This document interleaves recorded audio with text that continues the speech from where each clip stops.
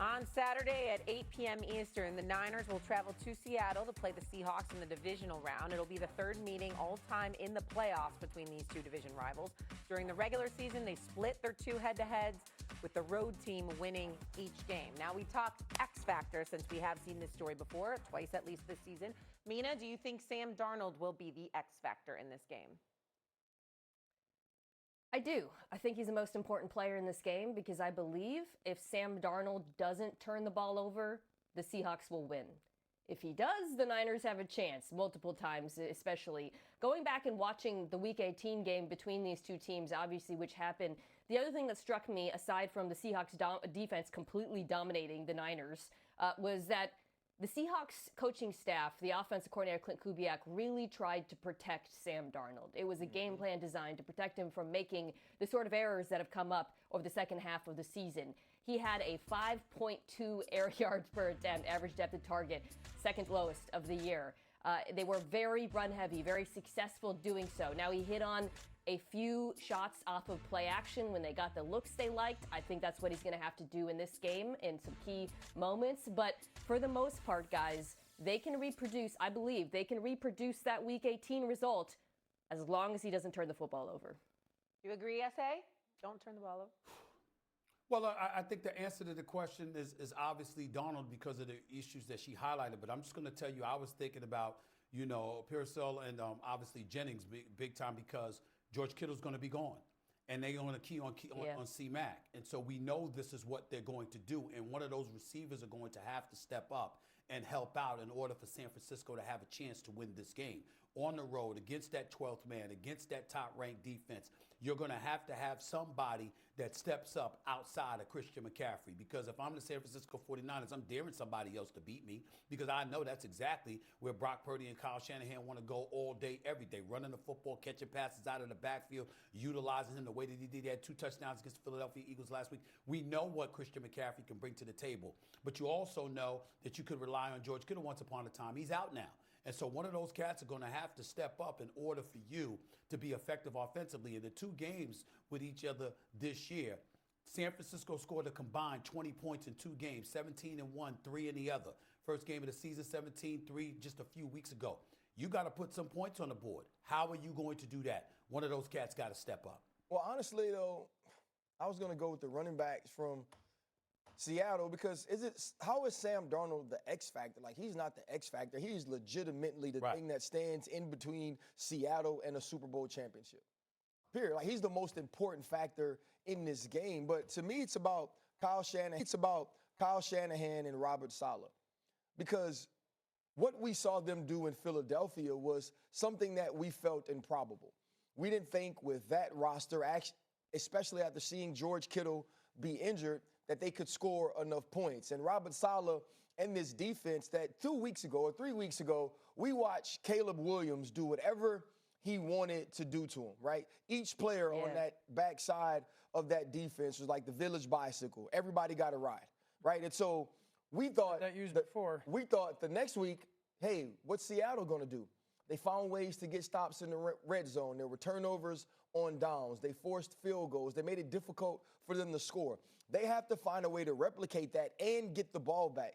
And if you're Kyle Shanahan, you're stuck in this weird place of trying to generate points and trying to keep your defense off the field, knowing that Christian McCaffrey is the way that you do that, and that's what Mike McDonald and that defense will be keying in on you. And so for this, in my opinion, to even be a game, Kyle Shanahan and Robert Saleh are going to have to be at their very best to allow the San Francisco 49ers to compete. Biggest X factor is Brock Purdy. I don't think there's a quarterback in these playoffs that has to play above their skis more than Brock Purdy. With Seattle, 1, they're the better team. 2, they're expected to win. 3, if you're the quarterback of Seattle, don't give the ball to the other team. Score 17 points, you're going to win the football game. Brock Purdy's playing without multiple people on the perimeter. Offensive line, we'll see how healthy Trent is. He was last week. I don't think there's a quarterback that has to outperform kind of the expectations in the playoffs more than Brock, because this defense is so decimated. And yes, what Robert Saleh has done with this defense, tip of the hat. But talent is talent. The more talented and healthier team usually wins in this league in these playoff games. And so Brock Purdy, this is a team that was scored 3 last time they played. I think Brock Purdy's going to have to make 3 or 5 legit, holy smokes throws over the middle of the field where they just go right over a defensive back, or a linebacker's hands and right in front of a defensive back. And so for me, Sam Darnold is so far down the biggest X factor part of this matchup because of the matchup. I think Brock Purdy's going to have one of the best games he's played all year. I think Brock Purdy, if they somehow win, has to continue to have this run of you watch a guy carry a football team that has been decimated by injuries. And so biggest X factor, because this would be an upset of relatively significance, is Brock Purdy. Yeah, I feel like he didn't carry them against Philadelphia, though. I thought Brock Purdy played well. Brock Purdy didn't play this game that you're speaking of in order for them to beat Philadelphia. So I don't necessarily think that that's what they need from him. Well, it was more schematically how they took advantage of Vic Fangio's defense. Kyle Shanahan.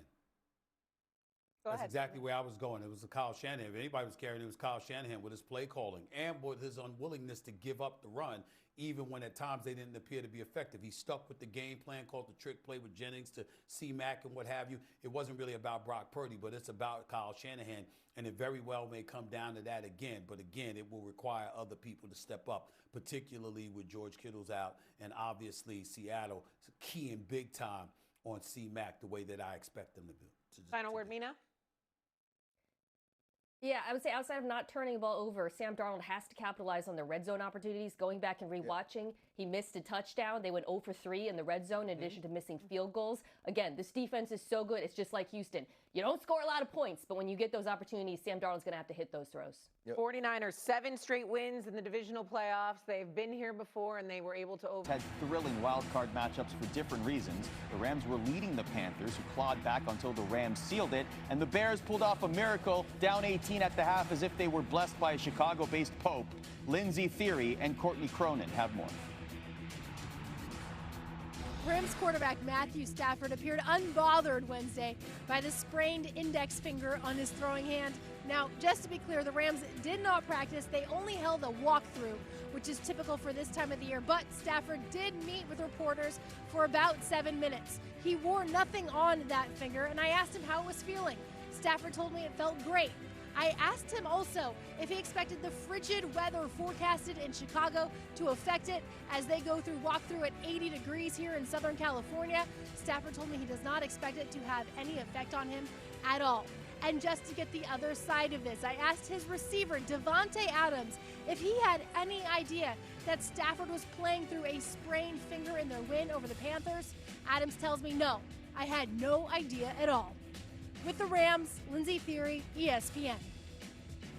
Caleb Williams has seen the memes of his gravity-defying fourth down throw to Rome Odunze with Michael Jordan's Jumpman logo superimposed over the Bears quarterback. What Williams did late against the Packers is a big reason why Chicago is still alive in the playoffs. Yet another game-winning drive from the 24-year-old, his 7th of the season, highlights his love for high-pressure moments. But for as much as Williams has earned the Cardiac Caleb moniker, all season long the Bears have pushed for a faster start. Aside from a high-scoring affair with the Niners, the Bears have been shut out twice and scored 3 points once in their last 4 games. Rediscovering a run game whose production dipped recently is critical for the Bears, aiming for efficient runs to stay on track and explosive ones that lead to scoring drives. As Coach Ben Johnson said, Chicago advancing to the NFC Championship will require them to play a complete game on offense,